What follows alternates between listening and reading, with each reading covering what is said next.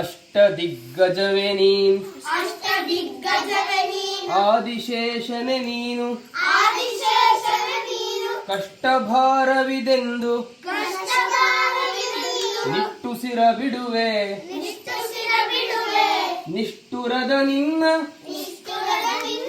ಕನಿಕರ ಜಗಕ್ಕೆ ಬೇಕಿಲ್ಲ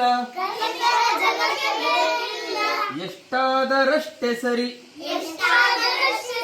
ಮಂಕುತಿಮ್ಮ. ಎಷ್ಟೋ ಸಲ ನಾವು ಈ ಮಾತನ್ನ ಕೇಳಿರ್ತೀವಿ, ಏನ್ ನಿಂದೊಬ್ಬಂದೇ ಬಾರಿ ತಲೆ ಹೋಗಂತ ಕೆಲಸ, ಈ ರೀತಿ ಎಲ್ಲ ಮಾತಾಡ್ತಿರ್ತಾರೆ. ಅದನ್ನೇ ಇವತ್ತು ಗುಂಡಪ್ಪನವ್ರು ನಮಗೆ ಕೇಳ್ತಿದ್ದಾರೆ.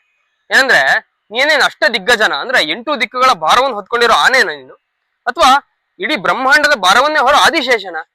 ಅದೆಂತ ತಲೆ ಹೋಗಂತ ಅಷ್ಟು ಭಾರವಾದ ಕೆಲಸ ಏನಿದೆ ನಿಂಗೆ ಅಂತ ಇಲ್ಲಿ ಕೇಳ್ತಿದ್ದಾರೆ. ಯಾಕಂದ್ರೆ ನಾವೊಬ್ಬ ಸಾಮಾನ್ಯ ಮನುಷ್ಯ, ನಮ್ಗೆ ಎಲ್ರಿಗೂ ಕಷ್ಟ ಇದ್ದೇ ಇರುತ್ತೆ. ಹಾಗಂತ ನನಗೆ ತುಂಬಾ ಕಷ್ಟ ಇದೆ, ನನ್ನ ಬದುಕಿನ ಭಾವನೆ ನನಗೆ ಸಾಕ್ಸೋಕ್ ಆಗ್ತಾನೆ ಇಲ್ಲ, ಈ ರೀತಿ ನಾವು ಇನ್ನೊಬ್ಬರ ಅನುಕಂಪವನ್ನ ಬೇಡಬಾರ್ದಂತೆ. ಆ ರೀತಿ ಮಾಡ್ತೀವಿ ನಾವು, ಅದನ್ನ ಮಾಡ್ಬೇಡ. ಅದರಿಂದ ಏನೂ ಉಪಯೋಗ ಇಲ್ಲ. ಯಾರು ಕೂಡ ಅದನ್ನ ಕೇಳಿ ನಿನ್ಗೇನ್ ತುಂಬಾ ಎಲ್ಲ ಸಹಾಯ ಮಾಡ್ಬಿಡ್ತಾರಂತ ಏನಿಲ್ಲ.